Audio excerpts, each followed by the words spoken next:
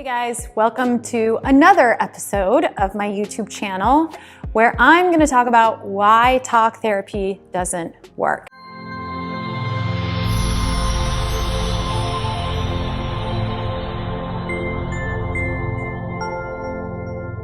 Now, I know from that title you may all be going, what do you mean, Em? Of course talk therapy works. Aren't we all trying to bring more awareness to mental health and helping people's mental well-being and all this mindfulness talk and all of these things around mental health? Isn't that what we're trying to be promoting, is the importance of therapy?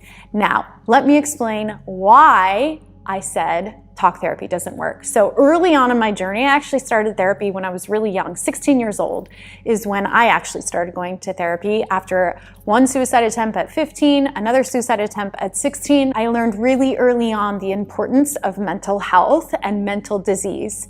And so I had been to psychiatrists, I had been to therapists that put me on all sorts of antidepressants. I think I've probably tried every single antidepressant there was.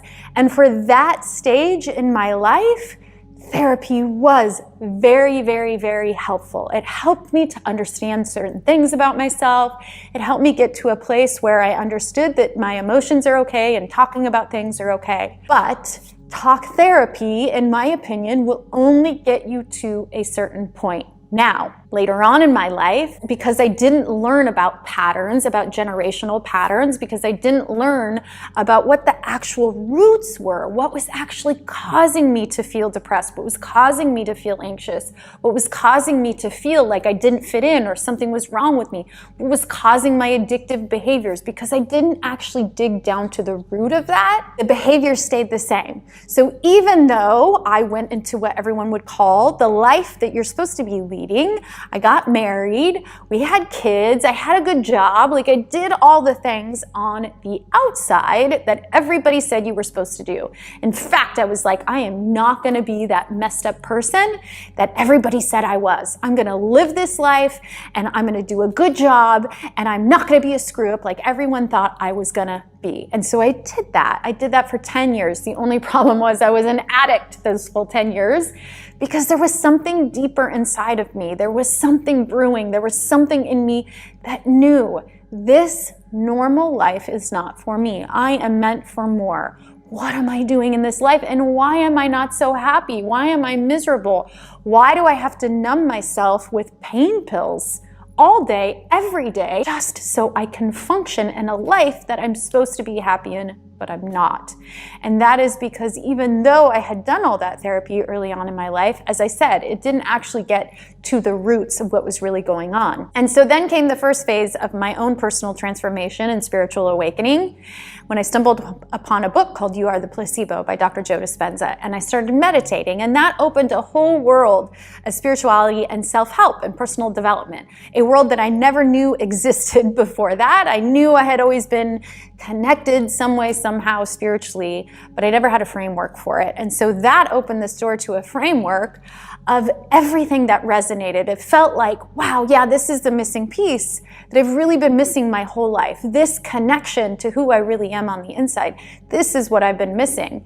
And so for the next couple of years, I dove deep into that rabbit hole of personal development, of self-help, of spirituality, spiritual awakening, and I made profound shifts in my life. But it really wasn't until phase 2 when I learned about breath work and I learned about our root, when I learned about my sacral, when I learned about the default self and how that default self is formed in the first 7 years.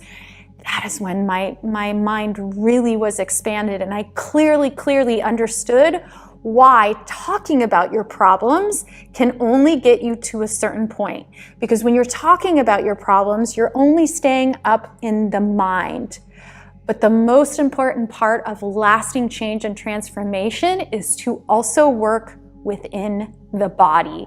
And that's when I learned about breath work, and that's when I learned about all of this stored and stuck trauma that was actually being stored in my body. I also learned that the first 7 years of my life, I was being programmed with my own identity by the people around me.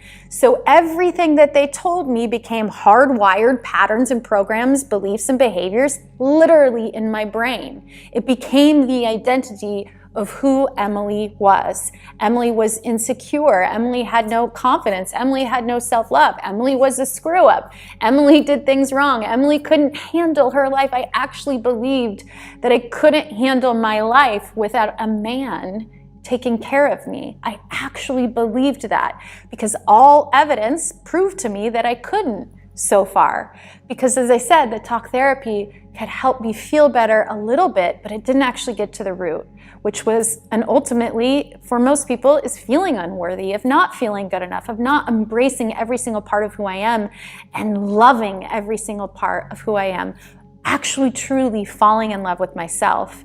And along with that, as I said, becoming really clear on who that default self was, and then being able to release it, not just from my mind, not just intellectually, not just through meditation or self-help or spirituality, but actually engaging the body in a somatic process, actually engaging that energy and that trauma that was stuffed in my body, that had been suppressed for so long, actually engaging it and actually allowing my body to release a lot of these things that I had held on to, that we all do, because none of us release emotion after we've had a stressful experience. So can you imagine your entire life, you've never had the opportunity to actually feel safe and relaxed enough that your body can actually release a lot. Your body actually knows how to release a lot of this stuff. It's actually the mind that gets in the way. The mind is the problem when it comes to these somatic releases, allowing our body to move out this trauma. It's literally stuck in the cells of our being. And if we're stuck up in our mind and we're stuck up just in meditation and we're not engaging the body, we're only going to be able to go to a certain point. So this is why breath work was such an important aspect for me, because it helped me engage both.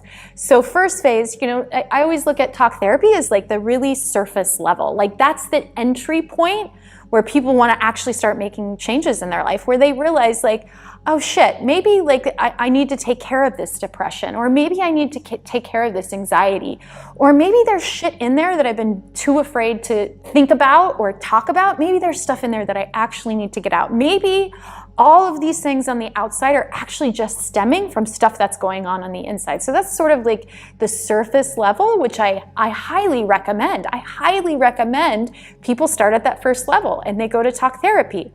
But again, that's only going to keep you at a certain plateau. I think the next step is some sort of self-help journey. Understanding your mindset, the importance of your mindset, understanding subconscious beliefs, understanding certain behaviors that you do every single day that you're super unconscious of. That's like level 2. That's how you start to really see changes and impacts in your life, is when you start working within the mind. Level 3, some kind of spiritual awakening, whatever that looks like for you. For me, it was a connection to source, what I call God, and having specific rituals that I do that I can connect with that, but it's different for everybody. I don't pretend to have to force anything upon anybody, but just that you do have some sort of spiritual connection, some sort of spiritual awakening. And then the next phase is the body work, is really working within the body and allowing your body to release stored and stuck emotions, allowing that to happen when it happens in the moment, instead of continuing to shove stuff down, but really allowing your body to process all of the things that you've been holding on to. And that, for me, like I said, was really phase 2. That was when it became a full integration. My spiritual practice actually became a full integration into my everyday life when I started working within my body and developing a relationship with my body, because we're all so cut off from our bodies. Our bodies just have become so numb. We've become so detached. We're stuck up here all day, every day. And we're terrified to actually drop down in and feel what it feels like to be in our body. I know for me, as a former addict my entire life, I was doing everything I can to not feel into my body because it was so uncomfortable, because I had so much stuff trapped in there and locked in there, that when I finally allowed myself to be in a space where I could relax enough and let my body do what it knows how to do, that it does all on its own now. It knows how to process these things, but when I let it do what it knew how to do, I could release these things and then fully integrate all of the spiritual practices and all the spiritual knowledge that I knew, and the mindset stuff and the therapy stuff. It was a full integration and application of all of those levels, so that my every single day life, I was experiencing freedom. I was experiencing joy. I was experiencing authentic relationships. I was experiencing authentic relationship with myself. And for the first time, true self-love. For the first time, feeling that within my body, feeling every single moment, not escaping the body, but fully into my body.